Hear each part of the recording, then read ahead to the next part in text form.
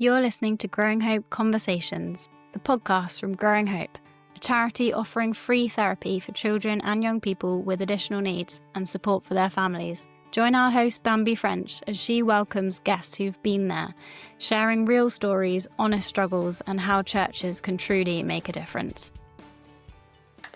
Jade, John, welcome to the Growing Hope podcast. How are you? Very good. Thanks for having us. Really, really nice to see you and have you here with us today to talk to us about yourselves, what you do, and just talk about all things disability. I've got a feeling you're gonna bring a bit of joy and laughter to the proceedings today. No pressure, but I think that's what. Yeah, be funny. That is what is going to happen. So yeah, I'm really looking forward to our conversation. Yeah, just before we get started, do you want to tell us, the listeners, everyone listening to Growing Hope Conversations, who you are and what you're about? So we're John and Jade. We do content creation. So a couple of years ago, I told a funny story of our first date, and I had to carry Jade up some stairs at a cinema because it was a listed building and they didn't have a lift, and I hadn't done the research properly and just assumed that everywhere was accessible. We told that story online, and suddenly, kind of overnight, really, it just, our platform skyrocketed, and we, a couple of years ago, then took the step of making that a full-time thing, and now we do funny family stories and things. I've been a youth pastor for a few years before that. We met at Bible college at university. And we also have a book out as well. Yeah. Me, Able to Laugh, Finding Joy Though the Struggle is Real. So we do a little bit of everything, really. We also speak as well, don't we, at different events. Yeah, we just have a go at anything, really. Yeah, awesome. You're busy doing lots of different things, and I have had a bit of a scroll through your Instagram, and I was laughing.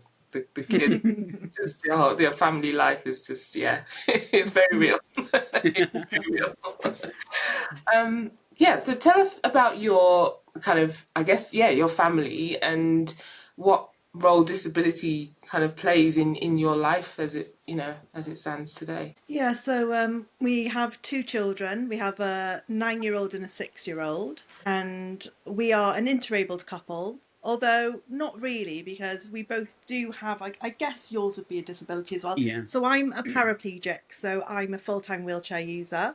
And I've been that way since I was 13 or just before my 13th birthday. And so I'm the obviously disabled person in the couple. But John also recently got diagnosed with ADHD as well, which explained a lot, didn't it, John? Yeah. So he has his own struggles. So I think on the outside, a lot of people can kind of maybe think that John's my carer, and maybe that the kind of support we offer each other isn't very equal, when in fact we just bring different things to the relationship, like any other relationship. Yeah. We both have our own strengths and weaknesses. And need different kinds of support Yeah. at different times and in different ways. Yeah. And I think that's quite a normal thing with marriage, isn't it? Or relationships in general, that you find, even if we remove the kind of disability from or the additional needs from it, people always need different things at different times. And I guess Definitely. when you do know that there's a disability, you kind of work towards doing that. And I like the way you say how John isn't necessarily your carer. You give what each other needs at that particular time. Yeah. That is great. And you have 2 children? Yeah. Yeah, we have a boy who's 9 and a girl who's 6. And how do they kind of, I guess, understand maybe your needs in particular, Jade, as they're more kind of visible and as you do kind of things? How do they understand and kind of work through? Yeah, I get that question quite a lot. And I think I surprise people when I just say it's just not really a thing for them. So they've never known me without my disability. And so for them, it's just very normal. Mummy's in a wheelchair. They know that they have to be more mindful, so they're not just going to leave things on the floor, although they do still do that. So do have to nag them. But, so they know I'm different to other parents that they see at the school. But it's quite funny seeing kind of their friends' reactions to me if they've not seen me before, particularly when they were younger. I remember at one time this little girl asked, "Why is your mum in a wheelbarrow?" Which really made me laugh. And they get as well, like, your mum's in a pushchair, like like my little sister, Yeah. and that they're kind of trying to conceptualise what is actually going on, and why is mum in wheels like I have to, or like I had to. But it just doesn't faze our kids at all. They'll just go, no, that's a wheelchair. My mum can't walk. Yeah. And so for them, it's really just, it's no big deal. It's just how things have always been for them. Yeah. And I'd say our family dynamic, I mean, it doesn't really affect them too much. Yeah. They know there are certain things that's harder for me to do. But then I think kind of having you as well, we kind of, you pick up the slack when it's hard for me to do something. So yeah, and I think we probably had to explain my ADHD a bit more because it was a newer thing, like, because I only found out a couple of years ago, and a part of ADHD can be getting very overstimulated, so, and not always being very good at giving those warning signs. So like I might be busy doing work and emails and things like that, and then I get a message from somebody that I'm sort of half replying to as well, and then the kids have got like the TV on a little bit loud, and then Jade will be like, oh, I just need you to do this, and then one of the kids will be like, can I have more tea? And suddenly it's like 5 things, and I'm like, right, and I suddenly like bubble over a little bit, and then everyone's like, myself included, is like, oh my goodness, where's that come from? And so I think the diagnosis for me meant I was able to be like, look, daddy's brain can get overstimulated sometimes, so I've just got better at being like, I'm starting to get a bit frustrated, I'm starting to get a bit overstimulated, can you just give me a bit of a break? And then Jade can be like, oh, I can do tea or whatever. And so I think it's in a unexpected way, we've probably had to explain more my struggles than yours, just because they've been news to us all, whereas when you grow up with something, they're not expecting mummy to run up to school quickly with them and like give them their PE kit that they've forgotten or whatever, like because they just know that can't happen from the get-go. That's good, and it builds a kind of resilience in them, doesn't it? That you'll see later on. I know from my experience, I've always been visually impaired, and my daughter growing up, it was just the way mum just couldn't see the bus numbers coming, and she just learned to kind of read them, and they learn things in kind of stages, don't they? And they'll ask questions. I don't know if you get like what feels like random questions, because you'll go for a long time without anything, like, why do you do that? My daughter said to me, can you see my face? I've been like 6 or 7 at the time. I was like, can you see my face? How far away do you have to be before you can't see my face? And I said, not very far. And you could see the cogs turning, but you kind of teach them the bit they need to know for that. Exactly. Point. No, absolutely right. I remember with Arilie, I think she was about 3. She'd obviously known Jade couldn't walk, but then we'd always said like the easy way to explain it was mummy got a virus in her spine, and so then it made her legs being unable to work. And they were like, yeah. But then one day Arilie said to you, like, mummy, you really do need to try to learn to walk, Like, it's very easy. You just do it like this, look. And she was then, because she was about 3, so she'd been walking for about 18 months or so. And like, so she was like, you just put one leg like that, and another one. And it was like a walking tutorial. It was like really cute. And you're like, but you've known for a while I can't walk. Like, and exactly like you say, they're just processing it again and again and again as their like development grows. And I find every few years they'll ask me, so what exactly happened? So why can't you walk though? Why is your spine not working? With my 9-year-old now, he's at an age where he's able to understand a lot more, and so he's getting a lot more questions of, but what is a virus and how did that happen? Whereas we didn't get that when they were younger. No, they just accept it. You're like, a virus in mummy's spine. They're like, okay. Yeah, exactly. Do you think so? For parents who are listening, because lots of the main sort of goal for Growing Hope is to work with children with additional needs. But in that, we have families that are made up of all kinds of different people, and we have parents who also have disabilities and additional needs listening. If they are if they maybe don't have children yet, or they have really young children, what would your advice be around how to talk to their children about the additional needs? Because I guess they'll have all of those kind of concerns, if I take them to school, will I be seen as different? I won't be like the other parents. What kind of advice could you give now, I guess, for those parents? I would say don't waste your time worrying too much. So when I first was pregnant, I remember being quite worried about, being at the school with my kids, are they going to be bullied because their mum is different? Or, are they going to have a real big hang up when they're an adult that I never ran down the beach with them? Or you just start to have all these different what ifs. And like when you actually get to that point of having the child, actually you realise none of that matters. Like, I learned I don't need working legs to be a good mum. Actually, how can I, show them that life is not always fair, that sometimes bad things happen in life, but how you respond is so key to kind of your future. And so if I can model that for them, to be resilient in suffering and adversity, then they're going to be really successful adults, because that's the hardest thing to go through as a person, I think, is it's the constant struggles of life. And so I would just say, just if you've got young children, whenever they ask a question, like answer it in a way that they can understand at their age. But I wouldn't worry too much. I wouldn't project into the future too much, because I think we usually project negatively, or I do anyway. And actually, most of the time, it's never going to happen the way you think it is. And so children are just very matter of fact. They don't have all the hang-ups that adults have. So, me saying I'm disabled to them, that hasn't got any negative connotations to a child. It's just, oh, okay, you're disabled. Yeah. And I think sometimes we can put the negative feelings we have around disability and put that on our children, when actually that's just not the case. Yeah, I think if you'd said to them, mummy's disabled, from the get-go, if straight off the bat you'd said to them, mummy's disabled, which might mean that some of your friends are very mean at school, and if you had presumed that would happen, I can imagine that it almost plants the seed then, and they're almost like, what do you mean, and like why, and why would that so unfair? Whereas we tend to work backwards from that, in the same way that if they say something that could be seen as ostracizing someone for their differences in their childlike mind, maybe even, so that person is like this or that person is like that, or even one of their friends was laughing at a kid at school because they're this way or that way, we're able to go, oh, I don't think that's very good, is it? I mean, how would you feel if someone laughed at mummy for being in a wheelchair? Or how would you feel if someone laughed at daddy for being short or for having ADHD or whatever?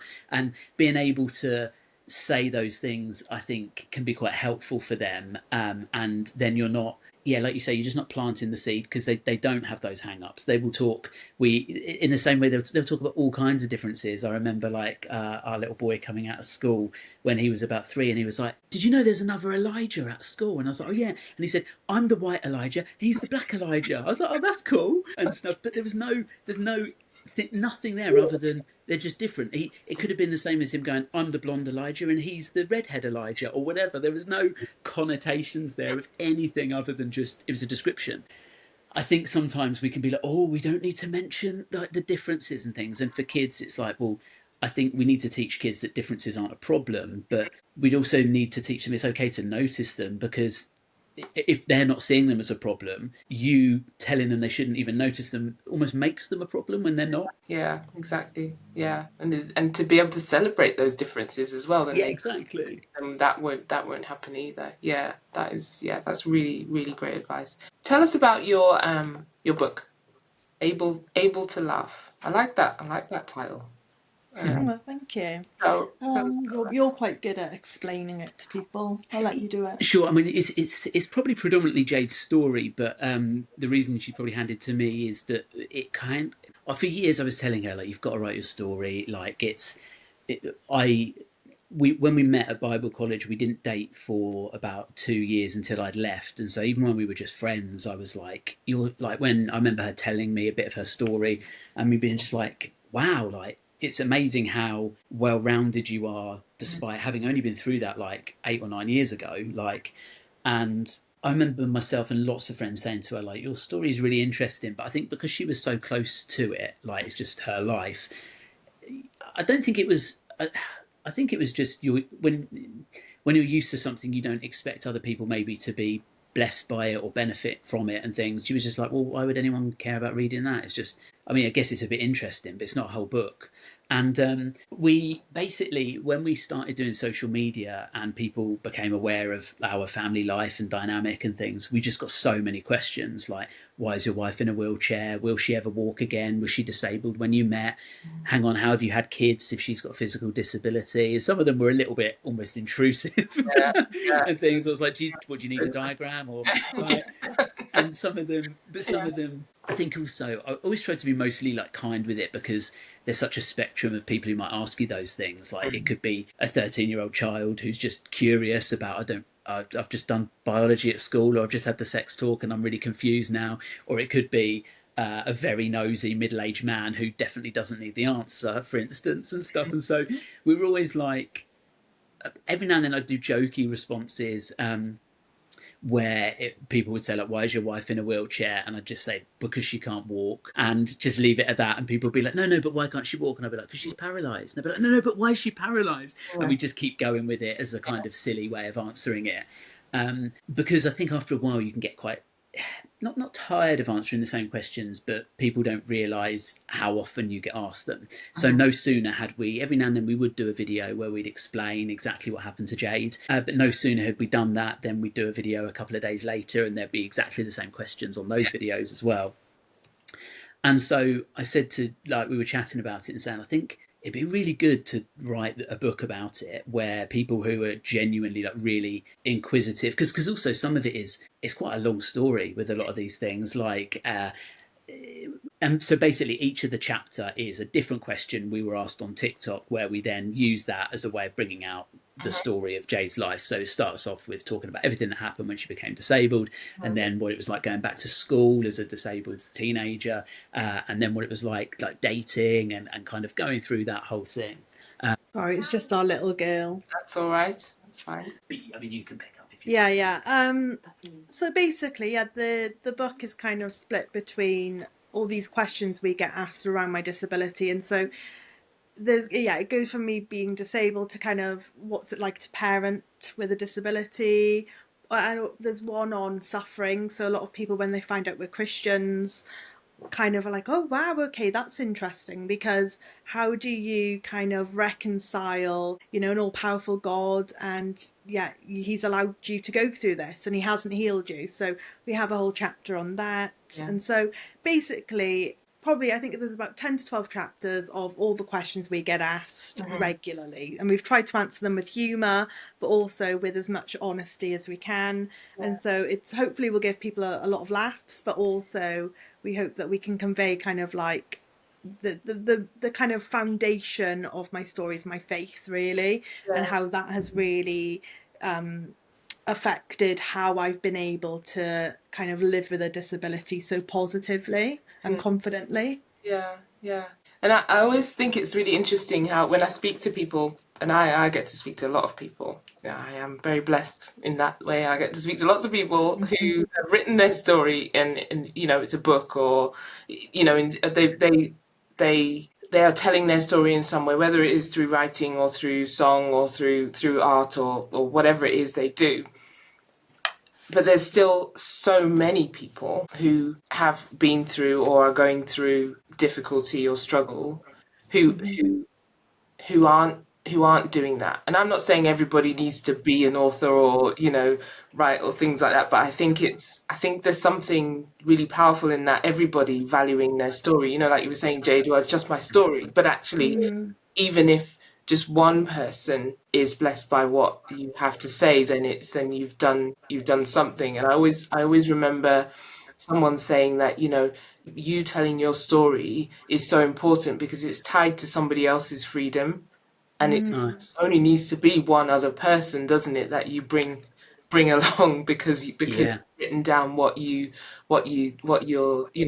been through. So every time I hear that you guys and others have written about their experiences, I just think actually it's inspiration for everyone to find a way of bringing out their what they've been through as well. What would be the, I don't know, is that the right word, favorite question, most interesting question? Which one out of the 12 would you think is the most sort of fascinating to you and it's still like that? I think for me, it is the whole kind of suffering and faith, and kind of, how can you be a Christian when, you're going through really tough things in life? Because I think it doesn't matter, every single person is going to struggle in life and go through some kind of trauma. It might not be disability, but I think because my disability is so visible, it's really in people's faces. And I think if I can share how I've managed to do so well, it kind of, they can take those tools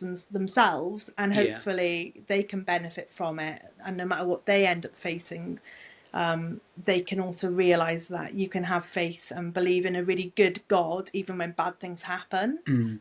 And so much of what you unpack in that chapter is just the power of, and it's not the power of positive thinking, I think it's the power of correct thinking versus faulty thinking. Like, I think, having been a youth pastor for years, like, Jade and I realised that so many people are angry with God over things he's never promised. And so I think, like, people are like, well, why has this happened? And like, this doesn't fit with my idea of God. And you think, well, if you're a Christian, you believe that Jesus, like, was murdered, like, he suffered as much as anyone ever has, like, had the most pain that anyone's ever been through. And so you kind of think, where do you get the idea that the God you worship suffers, but you're never going to, particularly that we're not in paradise yet? Like, God he's made that plan, but he hasn't corrected everything that's ever going to go wrong yet, and he's never promised he will in this side of heaven.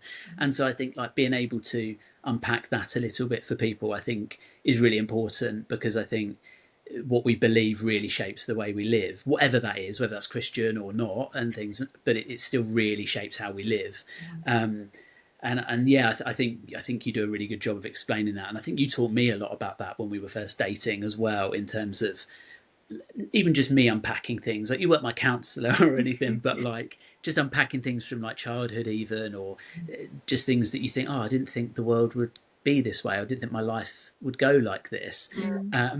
And not being annoyed with God about it, but still having the kind of questions or the struggles around that. And I think you really helped me with that. I think for me, one of the chapters I really love is the one around sort of dating and things. Like, the book's full of lots of funny stories as well, of things that have happened. And so I'd say it's kind of a mixture of autobiography and inspiring story, but also, like, a lot of funny moments. And I think I like the dating one, because that's also a question I get a lot on social media, of like, dating with a disability can be a bit of a minefield, and I don't know whether to promote it straight away or whether I hide it. If it's like an online dating site or whatever, I don't want to advertise my vulnerability maybe straight away to people who I'm going to meet that I don't really know, but at the same time I don't want anyone to feel like I've hidden something that then they're going to turn up and be thrown by or whatever. And so I think, whilst we don't necessarily have loads of wisdom into that because we met through face-to-face, like, university like circumstances, I think that people want to be loved ultimately. And I think being able to talk about that with people in a way that's like, romantic relationship isn't firstly the only way that you can be loved, but secondly, I think some people have wrongly assumed, and I get, this is one comment that I think we're very, very rarely offended, but one comment I sometimes get is kind of, oh, you're just such a wonderful man for, like, marrying a woman who's in a wheelchair. And you're like, as if, like, and I think the thing that frustrates me the most with that is, like, they don't know us at all. Like, I'm not treating... He could be horrible. Yeah, I'm not treating Jade badly, but you don't know that. Jade is the wonderful woman for marrying you. Yeah. Exactly. Like, and that's the thing. Like, I could be such a selfish, narcissistic, like, egomaniac who never does anything around the house and never helps with the kids, is abusive with my language. I could do all of that, and it's like, oh, but what a lovely man, just because she's got a physical disability. It's like, you don't even know us. Like, and so I think that, and the reason that frustrates me, I think, is it feels very patronising towards disabled people. And I think when other disabled people see that, it's sort of seen, it's like, Jade's not a competition winner. It's like, this isn't a charity situation. Disabled people are lovable and worthy of love regardless. And I could include myself in that, because Jade has to have just as much patience, if not more, with my disability as I do with hers and things. And I think you can, I guess... you can be frustrated with circumstances. Like, it's okay for me to be frustrated Jade can't do something, because she's sometimes frustrated she can't do it as well. And it's not a I'm frustrated with her, it's a shared frustration, in the same way as it is with my ADHD. And it's allowed to be a challenge, and you don't have to pretend it's not ever difficult.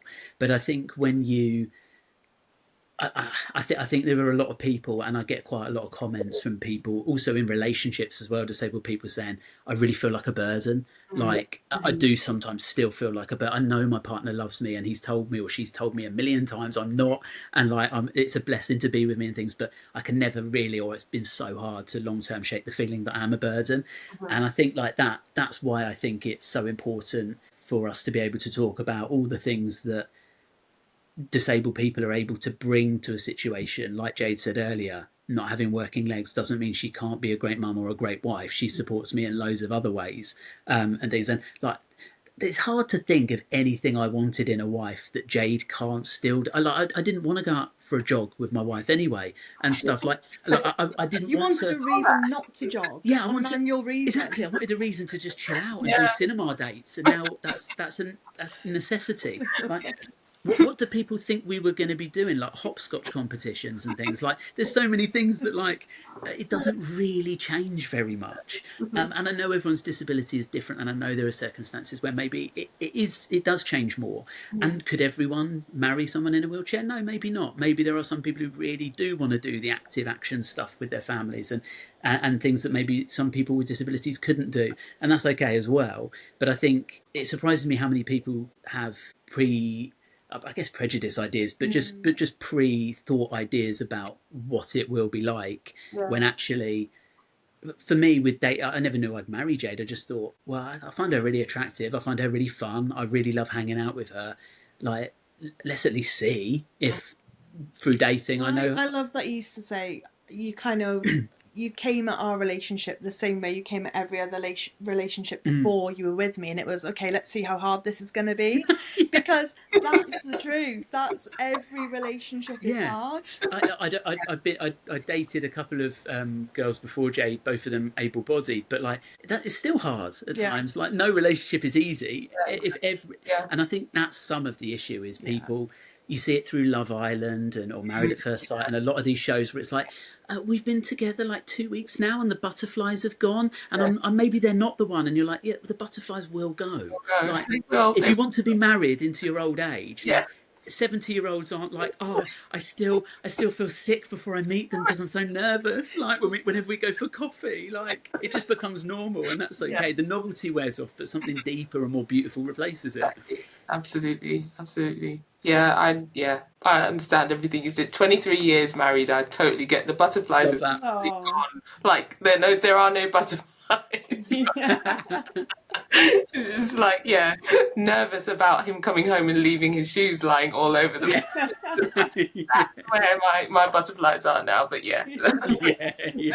deeper love, definitely deeper love, just in case he's listening to this.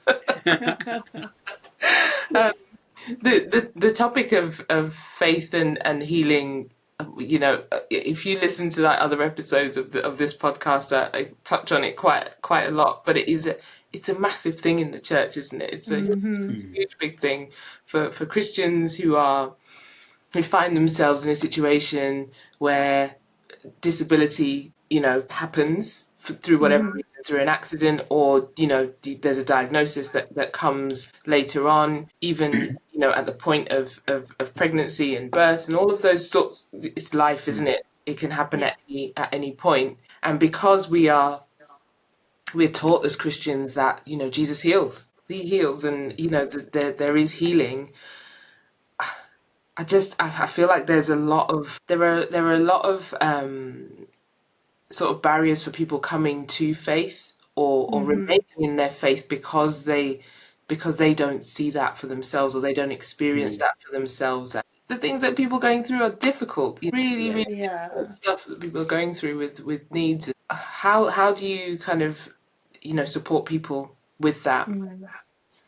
Yeah, I think it's so hard because when I first became paralysed, I was already a Christian, came from a Christian family, went to church, and my home church were great. And I received prayer, and it didn't happen for me, but it was more when I'd go to Christian conferences, to be honest, where I've had some really bad experiences where it's almost like people would come up to me and they don't know me, they don't even ask for my name, and they're already like very much praying for you to be healed and asking you to get up out of your chair.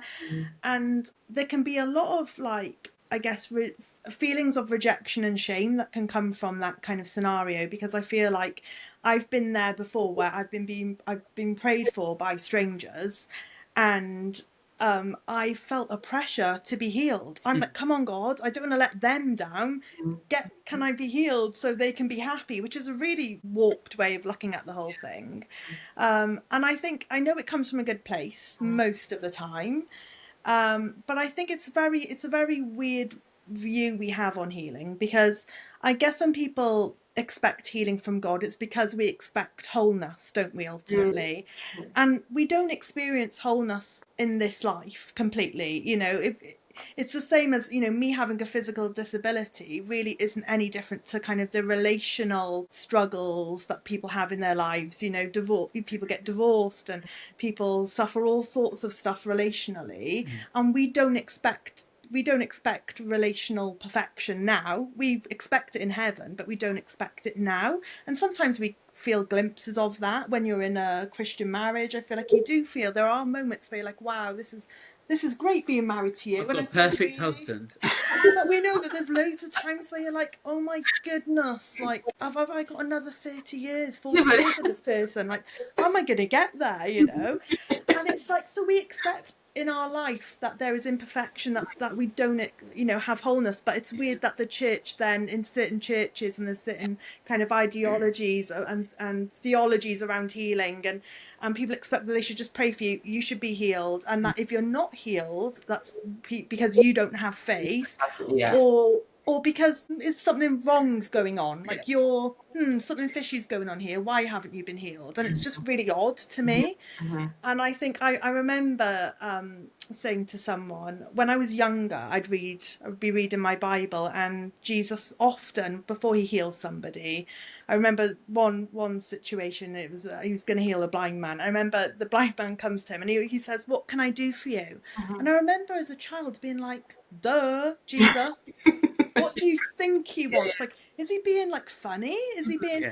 But actually, as I've grown up, I've loved that, because I've gone, wow, Jesus, you're seeing the person before the problem, and you're asking them, you're giving them the dignity to respond with what they want. You're not assuming, you're not coming in. And if anyone can assume, it's Jesus, and he doesn't. He's a gentleman. And I love that. He says, what can I do for you? So I always say to people, if Jesus is going around asking people, what can I do for you? Maybe we could take a leaf out of his book and maybe go about it that way, rather than going in guns blazing, going being healed in the name of, and you're just thinking, it's just not good. I think people can make big assumptions, can't they? You can go forward in prayer and people will be like, so it's for the wheelchair, and you're like, no, my nan's not very well. Why would you? And I think that exactly as you say, like the fact that Jesus asks, and I think also like people tend to not have a holistic view of scripture around stuff like that. I think, like, I remember us looking at Paul's thorn in the flesh for a sermon we preached one time, because in that Paul talks about 3 times, and it's not clear what Paul's thorn in the flesh is. Some people say it could have been some level of disability, others think maybe it was an addiction or a habitual struggle he had, but whatever it was clear he didn't believe it was part of God's wholeness plan for his life indefinitely, certainly that he wouldn't have it in heaven at least. And therefore he says 3 times I asked for the Lord to take it away from me, and 3 times he said no. And he said, because my power is made perfect in your weakness. And I think that's one of the reasons why I said to Jade about writing her story, really going very quickly back to that, is because I felt that there was so much power.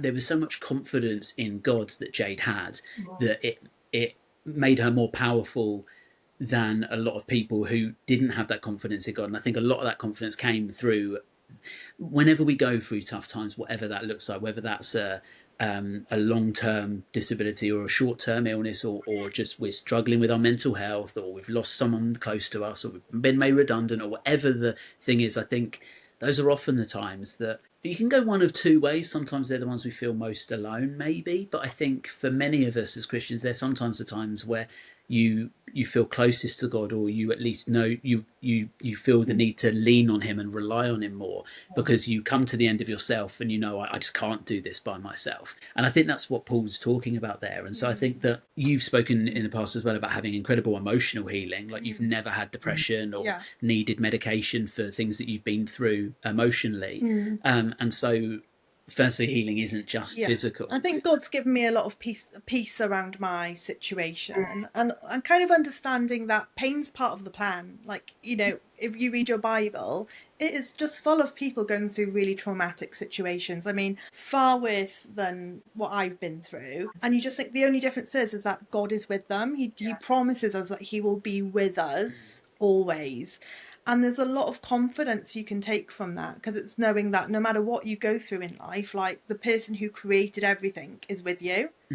And I know for me, that's given me the confidence. And also just to know God's okay with me. Like he's really going to use my disability, and he sees it as he's going to use it as a great tool. It's not always something that has to be really negative or have really like uncomfortable emotions around. There are aspects where of course I'd love to walk, and my life would be easier if I could walk, but it wouldn't be more full. And so it's kind of acknowledging like, God, you're working powerfully through my situation right now. I don't have to wait to an insert whatever, but for me it'd be, you know, wait to walk to see God work powerfully in my life. In fact, I'm seeing him work powerfully because of my paralysis, not even in spite of it, but because of it. And I think a lot of people really need to hear that, because God will use that so much more powerfully than maybe if I just got up and walked. Because I said to John, I remember we had a conversation once where John was like, oh, imagine like how many people you would have like affect if you just got healed, you just got out that chair. Like imagine how many people could like maybe come to faith. And I remember saying maybe, but actually people could then go, well, the doctors never knew really why you became disabled, so we don't really know why you're healed now or walking now. Like if people don't want to believe, they can find a reason not to. And so and also I remember you saying in that there's a power in being able to witness from a place of suffering that there isn't if you're healed. Like for many people, they'd be like, oh well, it's all right for her, she got healed, but where's my miracle? And I think there is a real power in that. I think most of the time God has used me when I'm struggling the most rather than when I'm doing the best. I think it's why we see him. Sure, he uses people like Samson who are big and strong in the Bible, but he also uses little shepherds like David to kill Goliath. And often even is it there's loads of times where the Israelites, he strips the army back even because he wants there to be less people, so it's so obvious that it's him. And I think often when we look at ourselves, like I think often God belongs and loves to use the people that people wouldn't expect him to use, because it's so much more evident it's him. And at the end of the day, God doesn't really care about us being glorified, because where's that leading anyone? If everyone thinks, oh wow, John's amazing, Jay's amazing, Bambi's amazing, whatever and stuff, you're like, that's cool, but once you get to know us, you'll realise we're not as amazing as you thought we were, and things like I leave shoes all over the place as well home here and things, and so like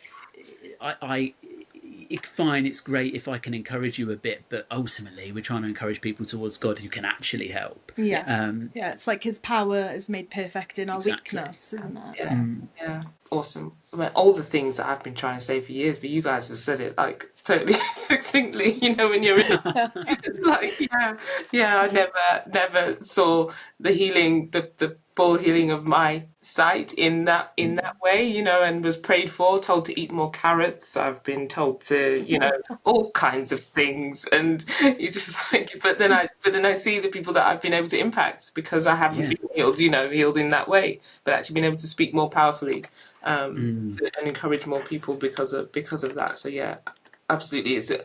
And I'm sure it's like something that will keep coming up time and time again, but I honestly think within the Christian space in particular, it's just something, a message that needs to be heard, because you know, for everything that we say that is positive around disability and the way in which God can use us in whatever state we find ourselves in, you know, there's still a lot of that message going out that you just need to be healed, you know, and if you don't, your faith isn't strong enough, and that's not the case at all.